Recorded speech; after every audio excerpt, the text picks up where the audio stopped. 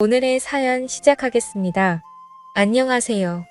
저는 편의점 4개를 운영하고 있습니다. 4군데를 제가 돌아가면서 관리하고 보통은 알바생들이 상주하는 시스템이다. 2호점 평일 야간 알바가 원래 근처 대학교 학생이었는데 이 친구가 어느 날 군입대 문제로 그만두게 되었습니다. 그래서 새로 알바 고직 공고를 냈고 이게 사건의 시작이 되었습니다. 2호점이 직영점이라 평일 야간은 11,000원인가 줬어야 했던 걸로 기억합니다. 보통은 직영점 평일 야간은 그만둘 때 전임자가 지인에게 넘기는 편인데 이번엔 그러지 못했습니다. 시급이 높으니 생각보다 연락이 많이 왔고 면접을 10명 정도 봤던 걸로 기억하는데 그중에 23살짜리 키 작은 여자애가 굉장히 의욕이 있어 보였습니다. 지방에서 올라와서 현재는 휴학 중이라는데 부모님 손 벌리는 것도 정도가 있다고 생각해서 지원했다고 했고 그 마인드가 기특해서 기꺼이 그 친구를 뽑았습니다. 처음 한 달 정도는 일을 무난하게 잘했습니다.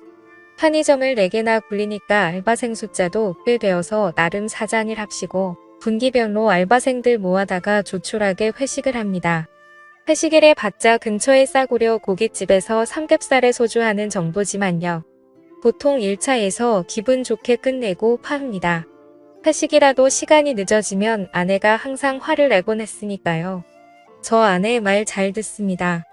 3분기 회식이 되었고 새로 뽑은 여자애도 그 자리에 참석했습니다. 저도 나이가 젊고 알바애들도 다들 20대이다 보니 분위기도 화목하고 서로 죽이 잘 맞았습니다. 1차가 거의 끝나갈 때쯤에 이제 집에 가려고 하는데 새로운 여자애가 술이 좀 취했었나 봐요. 갑자기 저를 붙잡고 사장님 2차 가면 안 돼요? 하더라고요. 저는 사실 집으로 귀가하고 싶었는데 그날 분위기도 괜찮고 해서 5명이 2차를 가게 되었습니다. 2차는 삼겹살 이후 맥주였습니다. 여자애 둘에 저 포함 남자 셋이었는데 2시간 정도 지나니 저와 신입 여자 알바생 1호점 남자 알바생 이렇게 셋이 남게 되었습니다. 그런데 신입 여자 알바생이 정작 본인이 2차 가자 하고서는 별 얘기도 안 하고 멍 때리고 있길래 이제 슬슬 집에 가자 하면서 일어나려고 했습니다. 아직도 진짜 생생하게 기억나는데 그때 그 신입 무릎에 눈물이 두둑하고 떨어지더니 갑자기 우열하기 시작하는 겁니다. 호프 집에 있는 사람들이 다 저를 쳐다보고 전 너무 당황해서 숙자야 너 갑자기 왜 그래? 하고 물었고 상황 수습을 하려고 최선을 다했습니다. 같이 있던 알바놈도 당황해서 어쩔 줄 몰라 했습니다. 시간이 지나고 조금 진정됐는지 그 신입 여자 알바생이 말을 합니다. 사장님 둘이서만 얘기하고 싶어요. 라고요. 뭔 일인가 싶었지만 순전히 사장으로서 이 상황을 피할 수 없었기에 알았다고 했고 남자 알바생에게 괜찮다며 집으로 돌려보냈습니다. 그리고 얘기해보라며 그 여자애와 맥주 한 잔을 더 하게 되었습니다. 얘기를 하자고 해놓고 여자애가 별말이 없길래 무슨 일인데 그러냐 말을 좀 해봐라 하고 자꾸 부추겼습니다. 제가 성격이 다른 사람들 좀 받아주고 그래서 대학 때부터 이런 식의 여자애들의 고민 상담 같은 게 많았어요. 지금의 아내도 원래 학교 후배인데 이런 식으로 고민 상담하다가 눈 맞아서 연애하다가 결혼까지 했거든요. 제가 잘 구슬리니 썰을 풀기 시작했는데 썰의 내용은 이렇습니다. 동양에서 올라온 학교 선배랑 사귀고 있는데 반동거 상태이며 임신을 해서 어쩔 줄 모르겠다. 사는 게 너무 힘들다. 뭐 이런 내용이었습니다. 일단은 제가 잘 달래고 따뜻하게 위로해주고 무사히 집에 돌려보냈습니다. 이때까지만 해도 사장님 너무 고맙고 착한 사람이라고 감사하다고 연신 굽신굽신 했었지요. 그렇게 무사히 회식이 끝났고 그 후 며칠 더 일을 나오다가 그 아이에게 갑자기 전화가 왔습니다. 당장 급하게 병원을 가야 되는데 며칠만 일을 쉬면 안 되겠냐고 합니다. 저는 애가 불쌍하기도 하고 사람된 돌이라 생각하여 그러라고 했고 몸조리 잘하라고 하고 끊으려 했습니다. 그러자 자기가 지금 현금이 부족해서 그러는데 20만 원 정도만 빌려줄 수 있냐고 하더라고요. 여기서 뭐지? 하는 생각이 들었습니다. 물론 애가 성실하고 착한 것 같긴 했지만 한 달 일하고 20만 원 빌리는 건 좀 경우가 없다고 생각이 들었습니다. 하지만 애가 어차피 어느 학교 무슨 과인지도 알고 있고 민증 사본도 저한테 있는데 20만 원 갖고 사라지진 않겠지라고 생각했네요. 20만 원에 미역국 먹으라고 5만 원 더해서 25만 원 송금해줬습니다. 나 좀 괜찮은 사장인 것 같다고 혼자 뿌듯해했고 3일간 그 여자의 땜빵을 제가 메꿨습니다. 그리고 3일 후부터 이 여자애가 다시 출근했습니다. 다녀와서 연신 감사하다는 말을 연발했고요. 그래서 당시만 해도 저는 솔직히 뿌듯한 마음도 있었습니다. 그런데 이 여자의 두 번째 월급날을 며칠 앞두고 갑자기 문자가 왔습니다. 소송이 접수되었습니다. 전화해서 확인해보니 이 여자애가 문자 그대로 절 고소한 것입니다. 고소 내용은 양육비 및 정신적인 위자료 청구였고 저는 뭔가 착오가 생겼거니 했는데 확인해보니 진짜였습니다. 그때 정말 뒤통수가 띵했습니다. 그 여자애한테 전화하니까 전화는 안 받고 출근도 당연히 안 했습니다. 그야말로 잠수입니다. 정말 당황했지만 바로 대한법률구조공단 찾아가고 지인을 통해 변호사를 선임하고 다른 대응으로 아주 찍소리 못하게 하려 했는데 몇 가지 문제가 있었네요. 일단 제가 돈을 송금한 점과 통화가 녹음이 안 되어 있어서 무슨 명목으로 전송했는지 증명이 불가능했습니다. 이때 착하게 살면 정말 손해인 것 같다고 많이 후회했습니다. 이 여자 알바생이 아주 제대로 노린 거였습니다. 그리고 회식날 호프집에서 다른 알바생을 집에 보낸 것도 문제랍니다. 얘가 연락이 안 되니까 혹시나 해서 알바놈에게 연락을 해보니 알바놈한테 이미 걔가 연락을 했다고 합니다. 또한 이 멍청한 알바놈은 되려 저와 걔의 사이를 의심하고 있었고요. 귀찮은 일에 말려들고 싶지 않으려고 하는 것 같기도 한데 이놈이 제가 사장이니까 앞에서는 협조적으로 굴 것처럼 했었는데 결정적일 때 전혀 도움이 안 됐습니다. 아무튼 확인해보니 그 여자 알바생이 알바놈한테 전화해서 증언 비슷한 걸 요청해놓은 상태입니다. 저는 정말 결백했기에 법정 가서 확실히 정리해버리자는 마음이었는데 변호사의 말은 조금 달랐습니다. 입증이 안 되면 털리기 딱 좋다는 것이었죠. 더구나 이 당시가 고대 의대 사건이 처음 수면에 떠오를 때라 추행이나 미투 이런 문제에 대한 여론이 극도로 안 좋을 때였습니다.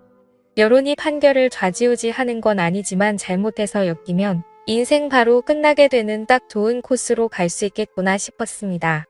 일단 임신 중 친자 확인을 알아보니 국내에서는 불법이었습니다. 해외까지 나가서 해온다고 해도 그 여자가 동의를 안 할 가능성도 높고 불법인 이상 법정에서 효력이 없을 가능성도 높아 보였습니다. 그래서 출산까지 기다리기 위해 맞고소 준비도 하고 변호사의 도움도 받아 최대한 시간을 끌었습니다. 그 와중에 그 여자네 집도 찾아보고 했는데 문은 절대 열어주지 않았습니다. 연락해도 법정에서 보자 이런 소리만 하고 이런 사실들을 적시해봤자 재판에서 큰 도움은 안 된다고 했지만 일단은 보낸 문자 받은 문자 다 보관해놨습니다. 그런데 이게 시간을 끌다 보니 가을쯤에 아내의 귀에 들어가게 되었습니다. 처음엔 제 선에서 끝내려고 했는데 자꾸 제가 멘탈도 나가고 일이 바쁘고 하다 보니 아내가 의심하다가 입출금 내역을 조회해 본 것이었습니다. 그리고 변호사 선임비를 발견하고 아주 집구석이 뒤집어졌습니다. 아내를 설득하는데 거의 한 달이 걸렸습니다. 엄밀히 말하면 아내에게 저의 무고함을 설득하는데 한 달 걸린 것 같고 이 일을 같이 헤쳐나가도록 설득하는데 또 한 달이 걸렸네요. 간통죄로 고소한다 이혼하자는 이야기까지 나와서 아주 한 달은 개고생했고 아내가 친정집 가서 잠수를 타기도 했습니다. 저는 친정집 앞에 가서 하루 종일 기다려서 설득했고 간신히 아내의 마음을 돌릴 수 있었습니다. 지금 생각하면 정말 아찔하네요. 아내가 저의 편이 되기로 한 다음부터 일이 조금 수월해졌습니다. 아내가 자진해서 그 여자를 설득하러 갔습니다. 아내가 누군지 모르는 그녀는 결국 아내를 만났습니다. 물론 사건의 전말 같은 건 말하진 않았지만 아내 말로는 그 여자랑 그 여자 남친이 공모한 일 같다고 했습니다. 처음에 저를 그렇게 괴롭히던 아내가 이제는 제 편이 되어서 적극적으로 나서는 게 정말 다행이었습니다. 그리고 아내는 그녀에게 친자 확인 검사까지 하자고 했답니다. 그때부터 그 여자가 좀 겁먹기 시작했는데 결국 협상은 결렬되었고 그녀는 그 이후로 와이프를 만나주지 않게 되었습니다. 아내는 아내대로 뿔이 나서 저를 병원으로 데려가 친자 확인 검사를 준비시켰습니다. 그 여자가 출산을 하면 친자 확인 검사를 하고 바로 승수 후 맞보소하자고 부부끼리 대동단결했습니다. 그러던 와중 아내가 임신을 하게 되었습니다. 임신을 하고 나서 아내의 멘탈은 더욱 강해졌고 오히려 저희 생활은 안정적이 되어갔습니다. 역경이 있으며 부부는 강해지는 것 같네요. 갑자기 11월쯤 그녀에게 청천벽력 같은 연락이 왔습니다. 그 여자가 2주 전에 유산을 했고 지금은 퇴원했다는 겁니다. 이미 태아가 없어져 버린 상태라 친자 확인은 물 건너간 상태고 법정 공방은 점점 미궁으로 빠져들게 되었습니다. 우리 측 변호사도 그때 친자 확인을 피한 것이기 때문에 저에게 상대적으로 유리해졌지만 물증이 날아가 버린 상태이기에 아마 일방적인 승리는 어려울 것이라고 말했습니다. 오히려 합의를 추천했을 정도였고요. 실제로 그때 합의 가능성을 보여주면서 저에게 연락을 해왔습니다. 사태의 국면이 이렇게 흘러가니 아내의 기세도 갑자기 누그러졌습니다. 임신까지 겹쳐 감정 기복 때문에 종종 다투는 일도 생기곤 했고요. 그러던 중 저를 구원할 한 줄기 빛이 내려왔습니다. 친자 확인 검사를 위해 준비한 검사의 결과가 나왔네요. 그리고 저는 무정자증임이 밝혀졌습니다. 기쁨과 동시에 좌절이 동시에 몰려왔죠. 그 길로 저는 제 서류를 그 알바생에게 보내니 곧바로 꼬리를 내리면서 고소를 취하하였고 저는 제 아내에게 가서 서류를 내밀면서 물었습니다.